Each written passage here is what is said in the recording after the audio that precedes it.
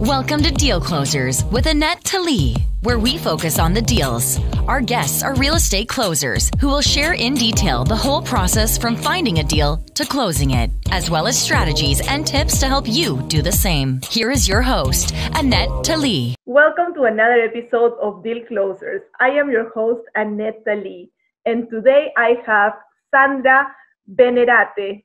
Did I say it correctly? You said it correctly. Welcome, Sandra. Thank you. So let me tell you guys a little bit about Sandra. She is one half of a husband-wife team specializing in asset management, property management, and construction and renovation. With over 25 years of experience in construction and renovation, Sandra has been at the forefront of single-family and commercial renovations.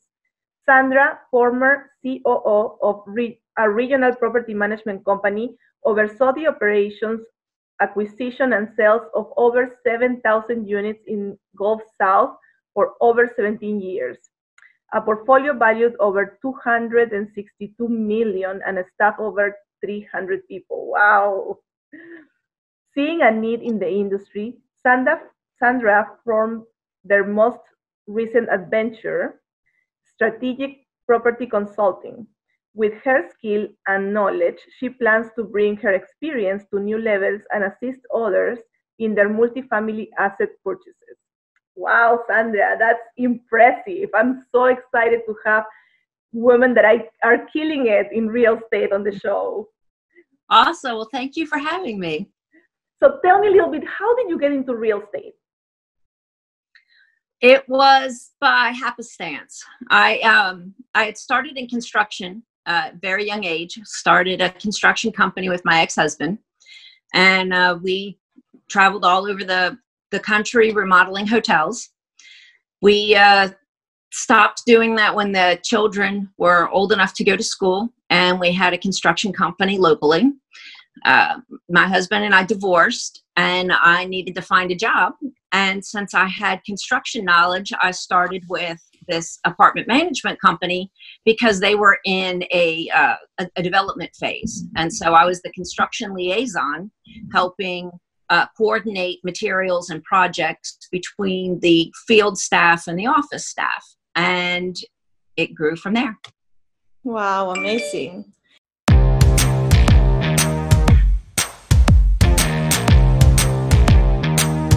So today is going to be a special edition of Deal Closers because we're going to be talking about property management and asset management. And, you know, Sandra being an expert, she's going to share with us all her knowledge about how to pick your property management team when you get into a new asset, because you want to make sure that you pick the right team. So Sandra, tell us a little bit about that.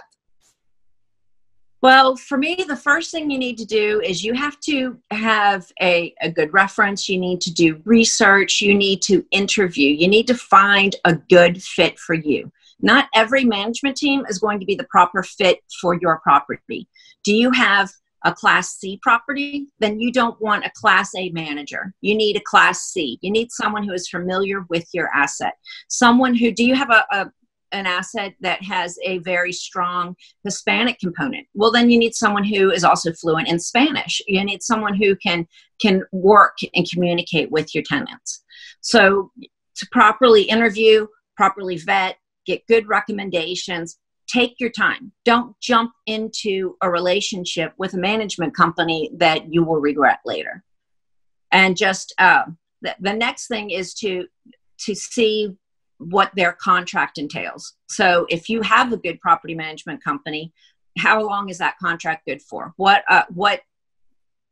fail-safe items do you have in place? Or just the opposite, if they end up being a nightmare, how can I get rid of them quickly and easily? Let me back up a little bit. I'm sorry to interrupt, but let me back up a little bit.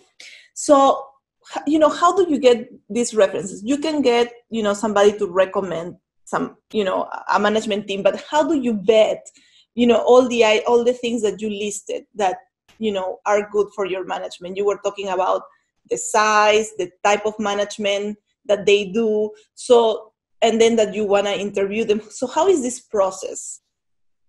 So for me, the best results I've seen is through personal references. Speak to other property owners in the area. See the local to go to your local community, go to your local area with properties surrounding you that are like in kind, and see who their management company is. I wouldn't necessarily recommend the same management company as your next door neighbor, because then you're competing against yourself. You don't want, they're going to pick whoever is the easiest to move in, because of course their revenue is based on revenue, rents, apartment rents. And so you don't want them competing against themselves over you. But like I said, personal reference, local apartment association, see who is in the area, and an interview. It's a lot of legwork, especially if you're new to a location, new to a vicinity. You're going to have to rely heavily on personal recommendation. And what type of questions would you ask when you are talking to a property management company when you're in the interview? Well, there's I've come up with 30 questions. I won't go through all 30, but the top is how long have you been in business? What type of assets do you currently manage? What size staff do you have? What dedication of staff will you offer me? What is your fee? Is there a fee for new leases and renewals? Because some management companies take a fee plus a portion of each lease that they generate. What reporting can I expect from you? How do you handle bills? How do you handle, can I turn to you for handling some of the bank disbursements? Are you a management company that also handles with the value add, the construction component? Will you do bank draws? Will you, are you committed to doing weekly or bi-weekly phone calls with status updates? You have to know where they stand with you and where you are as a property owner and a property manager. Do you already have an asset management component of your team? And then they can handle some of the property management side. You as the owner should own. The person who is finding the deals and finding the sponsorship is not necessarily the person who should also be overseeing the direct day-to-day operations of the asset. Then they're too diluted. You need to delegate that. But and also, like all these items that you're listing, they have a cost too, like depending on what you want. If you want like a weekly call, it's going to be more expensive than if you're expecting just a monthly report, right? So you have to be conscientious that, you know, depending on what you want, the price is going to change because it's more work for the property management company. Yes. And this is something that nobody likes to hear, but I'm going to tell you as working for a property management company, if you come in and you're new in the city and you've got 75 or 100 units, I'm not going to give you my best staff when I've got somebody else who's got 3,000 and 4,000 units. That's where the management company is making their bread and butter. So you have to pay more attention when you are, you know, a small fish, a little small fry hanging out, that they're going to give you the same attention to detail, because I can tell you they typically don't. They're not going to put as much effort in a 100-unit complex as they would with somebody who's got a 3,000-4,000 unit portfolio. Correct. So and then you need to look for a company that is the size where you are going to be like mid-size to them, or the big one, so they are going to pay more attention to you. Yeah, you don't want to get lost in the shuffle of a very large management company who just took you in because, we'll add another 100 units. But you end up being their training exercise. You end up being where they send their new manager trainees and the new maintenance trainees. And that's costing you money. That's not costing them money.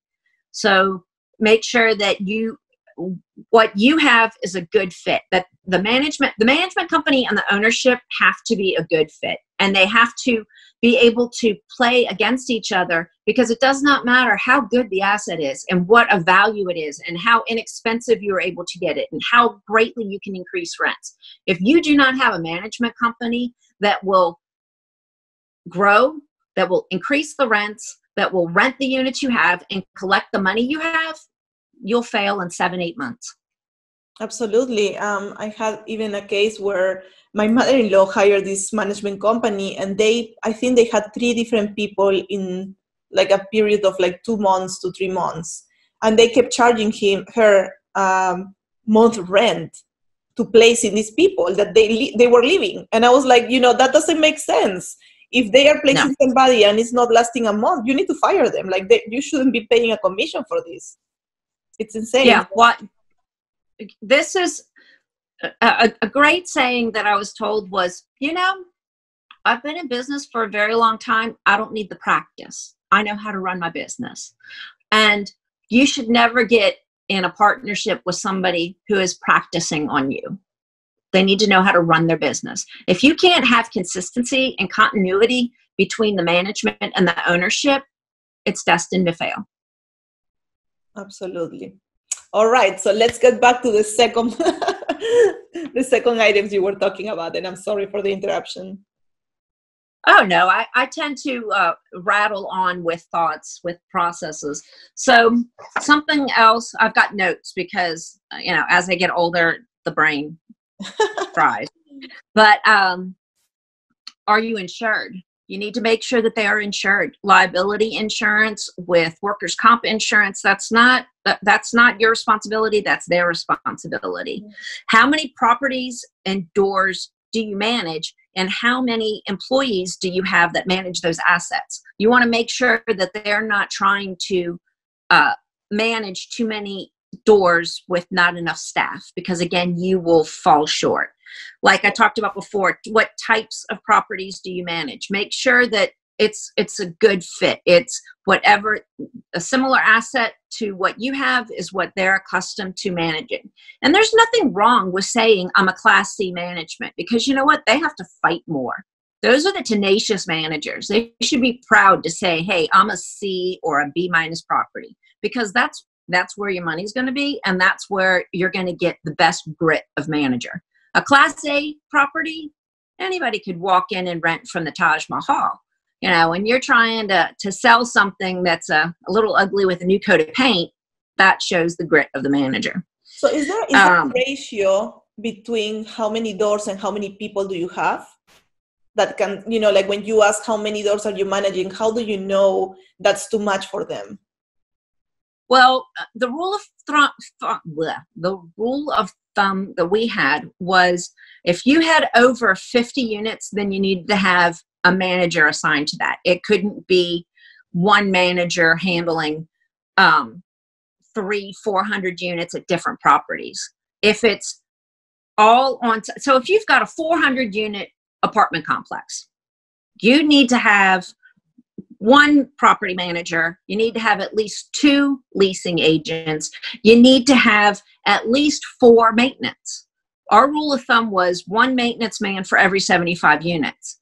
But we did our own in-house turns, housekeeping, cleaning. We did a lot of in-house work. We didn't outsource something. So it would depend on what the management company does. And that's another question for the management company. What is expected of the maintenance, and what do you outsource? If the management company automatically outsources all of your turnovers, all of your painting, your housekeeping, basic repairs, that's a higher cost to you, because that comes out of your operating budget. So what systems do they have in place for maintenance, for turns, and for improvements? That's a very important question. Absolutely. Definitely know what the management fee, depending on the size of the property, it can be, and how it's broken down. I've seen it to where there's a low fee, but the ownership is responsible for directly paying the staff. So it's for 5% management fee, but the ownership pays for the payroll. Then there's 10%, and the management company does everything themselves. They handle the payroll, they handle the cost associated with that, they handle everything, and then they bill back. So the more the management company takes on as a responsibility, the more the fee will be. So it's just where you are in your comfort level and where you are in your underwriting that makes sense. Something that is very important. What are your methods of advertising? What is your marketing component? Will I be associated with a website associated with your management team so I get another platform of exposure? Are you only using Facebook? Are you doing flyers? Are you doing something through the apartment association? What is their method of advertising, and what is the average cost for that? You want to know that you're getting the best bang for your buck, and you don't want to be subsidizing the management company's marketing. You want to be subsidizing your marketing. So what component of their platform can you utilize? How can it be shared? And what are you doing? And how can I verify that it's done correctly? Management companies will immediately throw you into apartment.com and Zillow and HotPads and a lot of different platforms. And each of those costs money. Is that what makes sense for your local market? See how they do it. They're going to go whatever's the easiest for them. See how they market, see how you market, and see if you can come to an agreement. The management company, just because they're local, doesn't have all the answers. You have to be knowledgeable as an owner to know what is best for your property. Oh, awesome. And is there any platform that you consider that is better to get better tenants? It depends on the nature of the property. So for C and B tenants, and the age and demographic. So millennials are all online with an app. They want to be able to find it on their phone and have instant gratification. They want to know instantly that if they push a button, they can see a floor plan, they can see pictures, and they can apply online.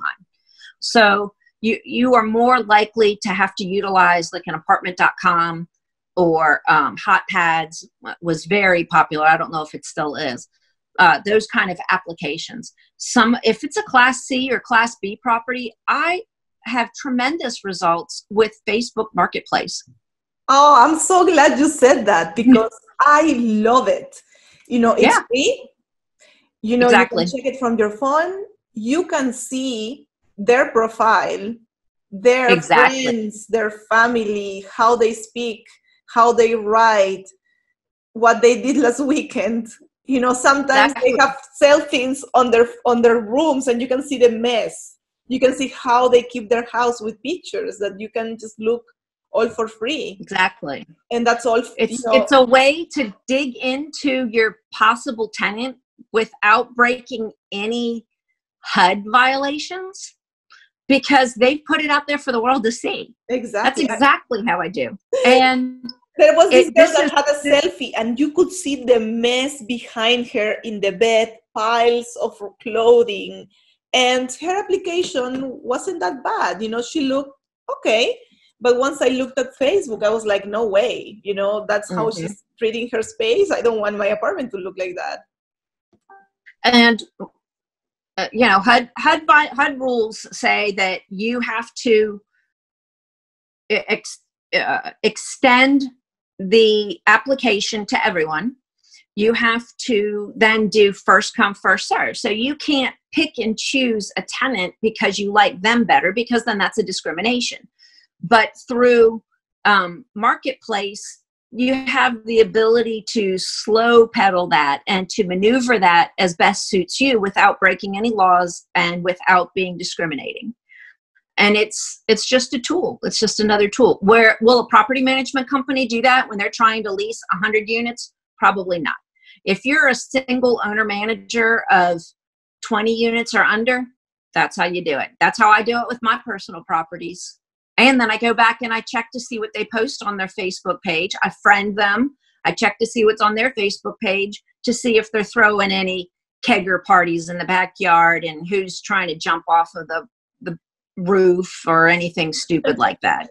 I've found some interesting things happening at my house that was not owner approved.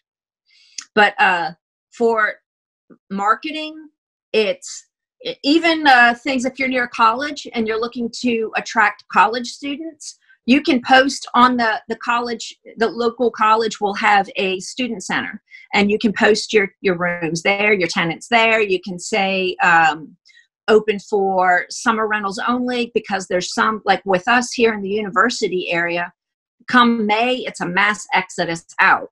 So we're always looking to generate rents. And some of the tenants leave, but they still have a lease and they try to sublet. So we don't allow subletting. So when you get on the college Facebook pages, or if you get on the college wall that posts a bulletin board wall, then you can see who's trying to sublet one of the apartments that they're not supposed to, and you can see what is available in the area that is your local competition. Absolutely. Yeah. You can look in Facebook also for your competition. Exactly. Like what they are offering. You can see the pictures, and it's all free. So why not? It's all free. You know, way back when we used to use Craigslist, and you can still use Craigslist, but it's not as results oriented as it once was. Some of your older people will go on to Craigslist, but the younger generation will do Marketplace and Instagram. You can do Instagram stories about your property rentals. It's not as easy, but you can still do it. Wow, amazing. And another thing that a management company, you need to understand what the management company is doing is what is their screening process.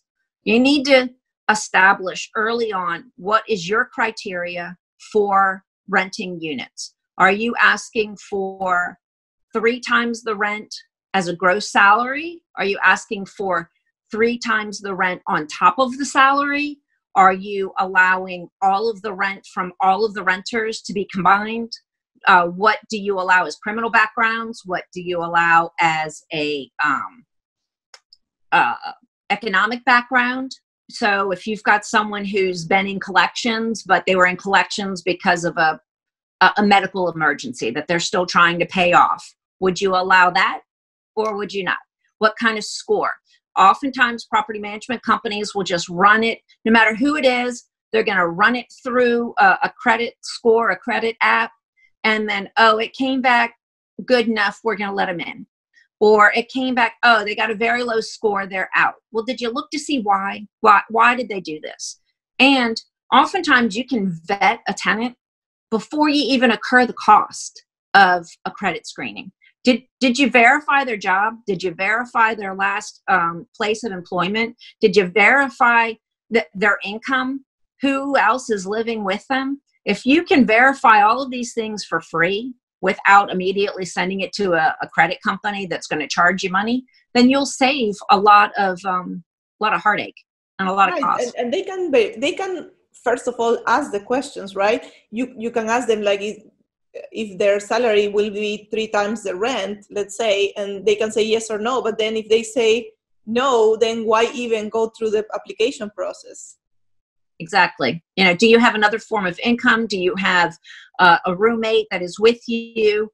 It's really hard when you have a roommate situation, because then if they could only qualify if both of them were there, if something happens with one of the roommates, then you have to put both of them on the lease and they're both tied to it. And then if you're dealing with a younger crowd, that sometimes ends up being chaos, but I've seen it work.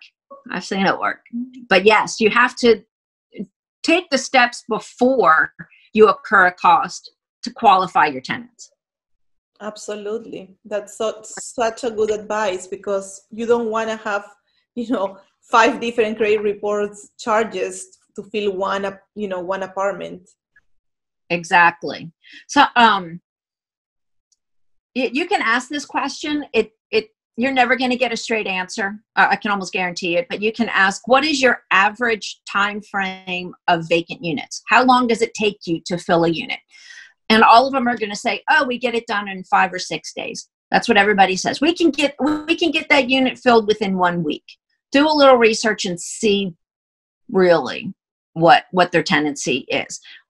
If you can rent a unit in 1 day, typically it's because your rents are too low. You got to work a little bit. Your property should never be 100% occupied with 100% collections. That means that you're losing money. You're leaving money on the table. You need to raise your rents a little bit, and you got to work a little bit for it. But what about showing the apartment before the people left the apartment? And then you can do that. So you can definitely have that in your lease that, you have to give me, the lease we have is they have to give us 60 days notice. Mm-hmm. And 60 days notice whether they're staying or going. If they're going, we have the right at 45 days to start showing the property with notice. So we will tell them, we are showing your unit from this time to this time on this day and this day. And it sometimes is difficult because you go in and they don't care. So they didn't clean and they didn't pick up and they've got a mess everywhere. But it goes back to your leasing agent. How good of a salesman are they? Can they sell it even though it's not perfect rent ready? You never want to have it rent ready and then you start to show, because then you've lost too much time. Right. You have to show pictures. This is what it was. This is what it can be. Come take a look at it so that you see that I'm not just selling you a shell, that there is an actual apartment here. And then don't worry, when they move out, we're going to make it perfect for you. We're going to make sure it's clean and painted and just the way you want it. And then the tenant feels like it's something special for them. You're doing something special for them. But we do it starting 45 days before they actually move out. Absolutely. I also have the same 60 days, I tell them that I can show in 60 days, but I really start showing 30 days before. I think 30 days is enough for me to rent it for the most part. But yes, take pictures after you get it ready for the tenant. Right before you give it to somebody else, take pictures, because then you can show those pictures to the next person. Because now you have it all nice and pretty, clean, empty. Exactly.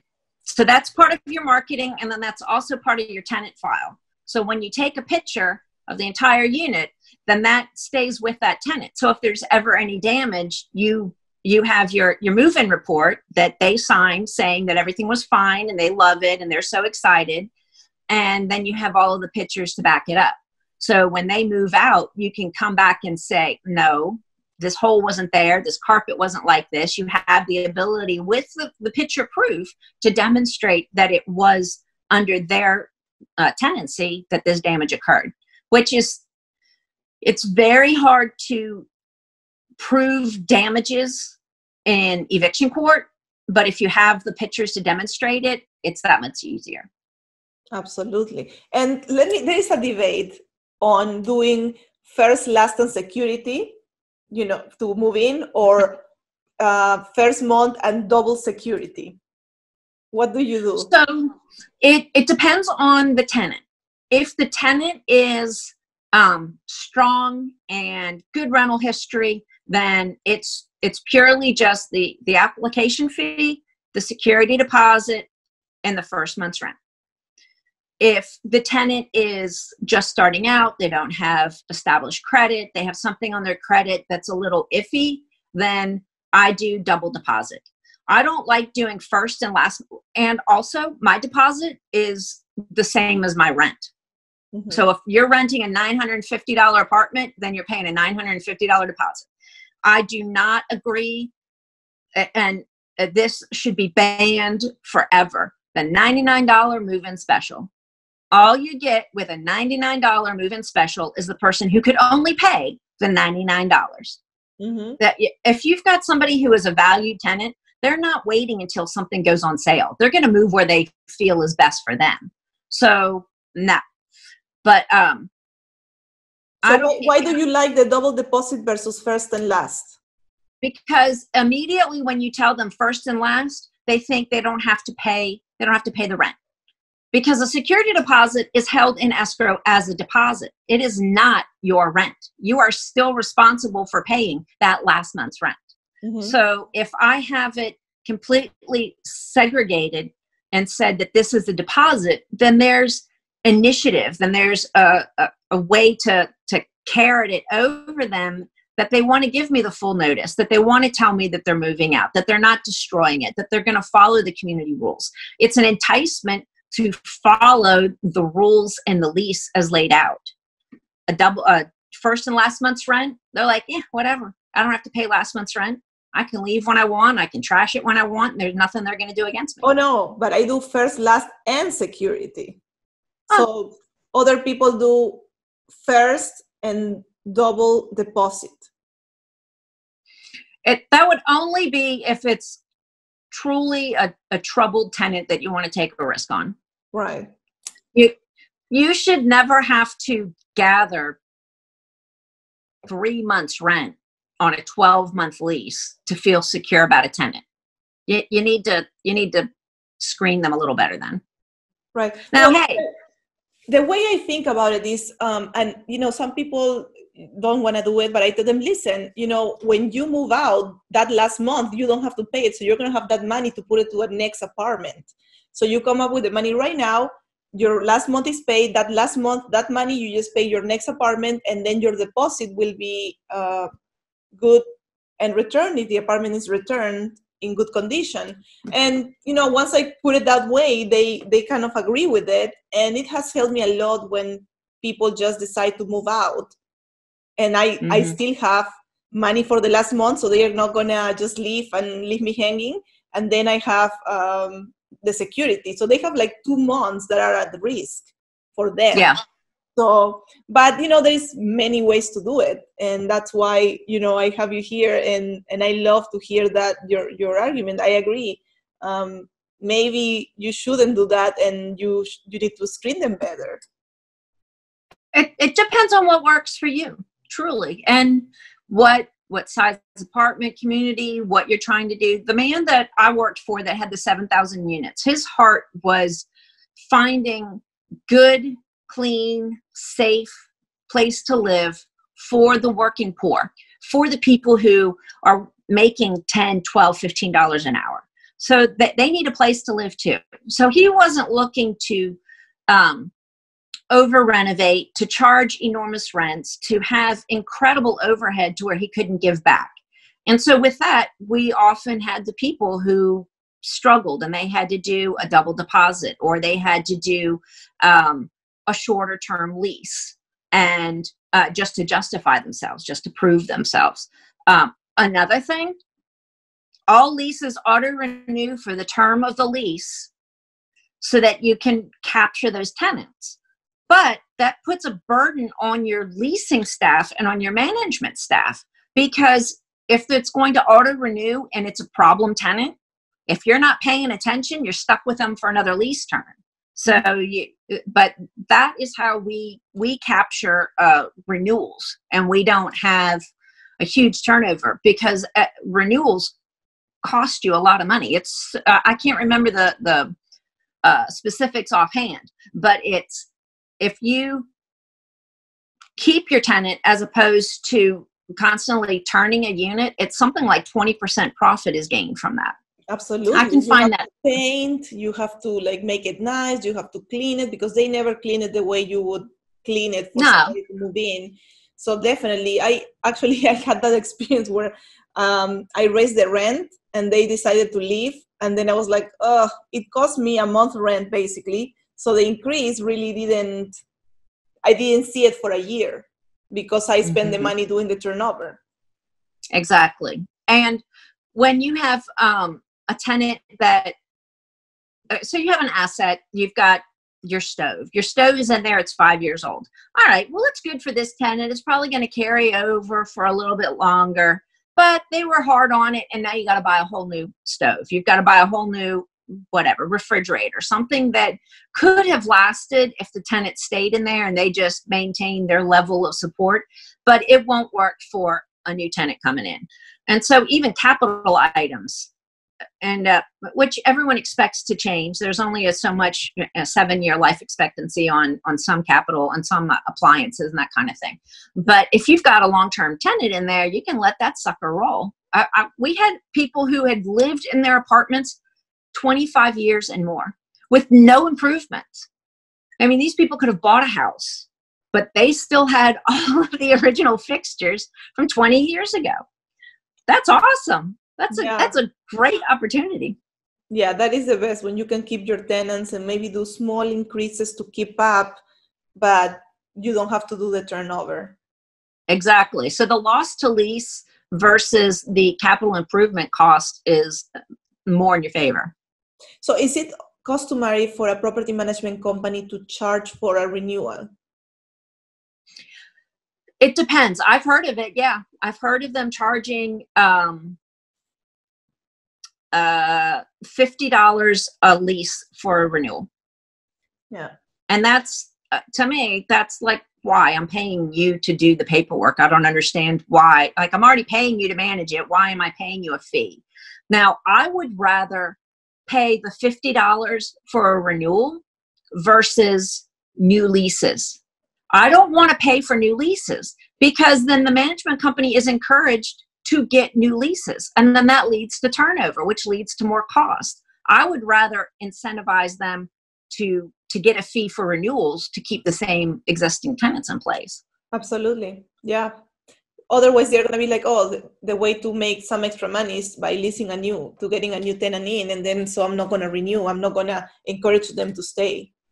Exactly. I won't encourage them to stay by, look, I'll come in and I'll clean your carpets, or I can change out this vanity, or something, some small incentive for them to stay, versus, oh no, well, since I only get paid if I get a new lease, so we're going to kick them out. We're now going to have to improve this unit. That's going to cost the owners money, but that doesn't bother me any, because now I get a new tenant with a higher rent. So that means I get more commission, and I get a commission for getting in the new lease.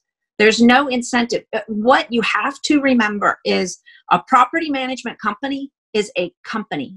It's a third-party entity. They are concerned about how they can make money. They're not necessarily concerned how they can make you money.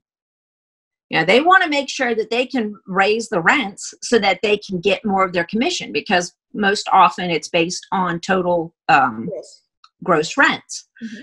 But they don't care what the overall costs of the property are. They're not going to be as cost conscious as you would as an owner. So you as an owner, or you as the asset manager, that's your job. That is your job, to oversee what the property management company is doing to make sure that they are giving you the best results for the least cost, because they don't care. It's not their bottom line they're worrying about. So what would be a reasonable report frequency that an owner should expect from a property manager? And I'm assuming from 0 to 100 units might be different than from 200 and up, for example. It's still the same. So every month you should have a closeout, and a closeout is done for us, it was done within the 5th day of the following month, for reports provided to the ownership sometime between the 10th and the 15th, but as close to the 10th as possible. And these closeout reports give you a month-end rent roll. So what did the property look like on the last day of the month? How much had the property collected, and what was the delinquency? How many new leases were acquired, and how many renewals were required? What was the amount of traffic that came in and out, and how was that traffic achieved, and what were the results from it? So something like, we had 62 people walk in, and those 62 people heard from us from ABC marketing platforms. And because of that, we received 25 applications and 12 approved pending move-ins.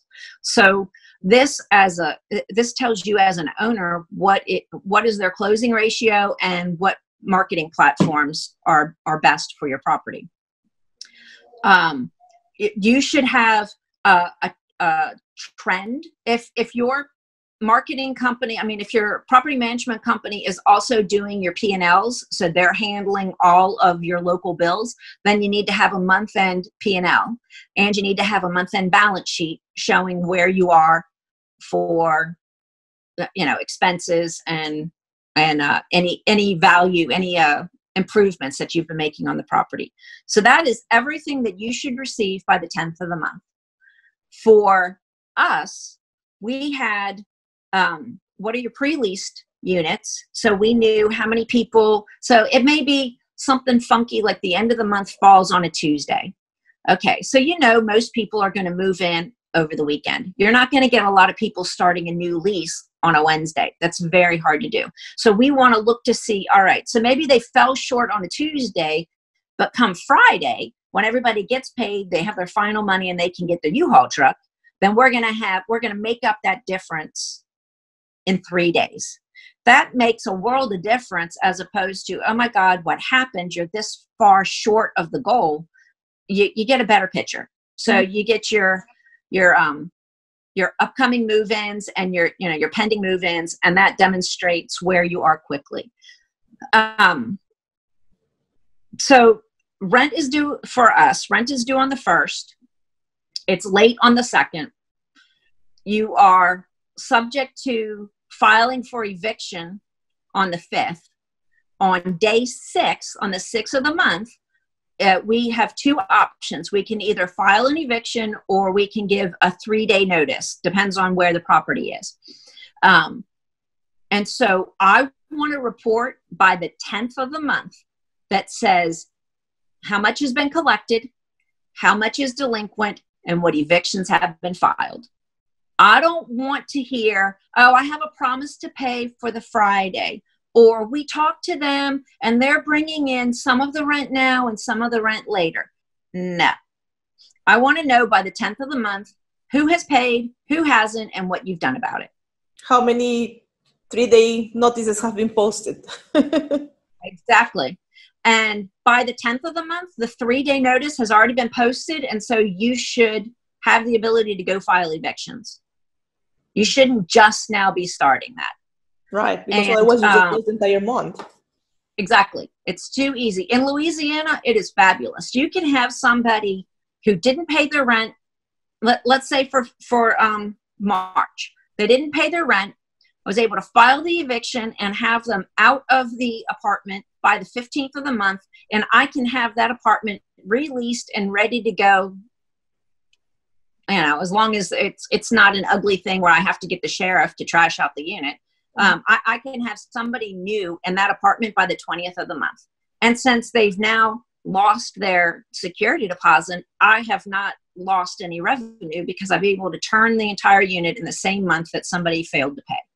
So check your local rules for your leases and see how you can best manipulate your leasing procedure and your lease verbiage so it suits you best. Expert tips. And now she's going to give us 3 tips on what to expect management team to do as soon as you take over a new asset. So the first thing a new management company should do is they are going to take the results of your lease audit. During your due diligence, you should have done a complete lease audit. And for me, now this is a little biased because this is the company I started. I don't agree with having the property management company that is going to take over the property do your complete due diligence, because they are always going to slight the property in their favor because they want the job. So if you do have the management company that you intend to hire do the due diligence, you need to trust but verify. You need to make sure that the information that they're giving you tracks and makes sense. And the first thing you do with that, for me, is the lease audit.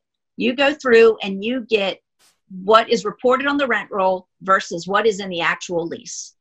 And you immediately address any problems, because you're going to have a long-term tenant who's a loss to lease. You're going to have somebody who is just thrown in by the owner to try to boost occupancy and they're a problem tenant. They don't really qualify. They're difficult. They shouldn't be there. You're going to have the tenants who every month they've got a late fee. So you need to identify who your problem children are when you go in, so you know how best to handle it. And you need to start a new lease, have every tenant sign a new lease under your ownership name, because you now have the contract with them. A lease is a contract. And so the contract is no longer with the former owner. The contract is with you as the owner. So the property management team, they have got to get in and write a new lease for every person. And this gives the opportunity for the ownership and the management team to meet the people on the property and to do their own unit walkthroughs, to get their own idea of what each place looks like. The second thing that the management company needs to do is you need to get a hold of your collections, because cash is king. You cannot operate your property if you, sorry, got a phone call. You cannot operate your property if you don't have the money to do so. And so who has fallen behind on collections? Who has got a promise to pay? Who is just fallen through the cracks? I know from experience that when a property is selling, that the on-site staff knows that their days are numbered and they just don't care. So you've got to follow up and see where you are and start with the new sheriff in town. This is where you need to go. And then the third thing you need to do is you need to walk the property. You need to see from new eyes, not, ooh, shiny new, I may be buying a new property, but from, oh my God, this is my baby. What do I need to do to fix it? New eyes. And walk it with your property management team. How are they going to assist with things that are maintenance issues that is not part of your improvement budget? It's not part of your CapEx budget. It's a maintenance issue that needs to be addressed, and come up with a plan of action on how they're going to get that done and what amount of money it truly will cost, and then hold them accountable for a timeline and a budget. So top three things: verify the leases and know your occupancy, know where your money is. If you've got any that's late, if you've got any that's missing, walk your property with your units, make a maintenance and oversight plan with your property management staff. Excellent advice. Thank you so much, Sandra. So where can people find you, online or anywhere? So I'm on Facebook. Sandra Benenate. I also have a website. It's strategic. The company is Strategic Property Consulting. The website is Strategic Prop, P-R-O-P, Consult, CONSULT.com. It has a Facebook page as well. I'm just not as good as getting it as popular as it needs to be. And we can put out whatever phone numbers or whatever email information available for contact any way you need me. Awesome. So I'm going to put on the show notes your contact info, and everybody please go to her Facebook page and give her a like. Let's get that Facebook page going. I appreciate that. All right, Sandra, it was a pleasure. Thank you so much for being here and adding so much value. I feel like we have to do it again because it's just so much more that we could be talking about. It's hard. There's a lot involved. There is definitely a lot involved. It's hard to grasp all of it when I'm throwing 50 things at you at one time to try to remember that you should encourage your management company to do, or you should do as a owner manager. I get it. Absolutely. Thank you so much. Thank you. This was Deal Closers with Anette Talie, brought to you by Talie Investments. We hope that you enjoyed this episode. Our goal is to provide amazing value on your real estate journey. Connect online at www.talieinvestments.com, where you can find this episode and more. Did you like this episode? Subscribe, like, and share.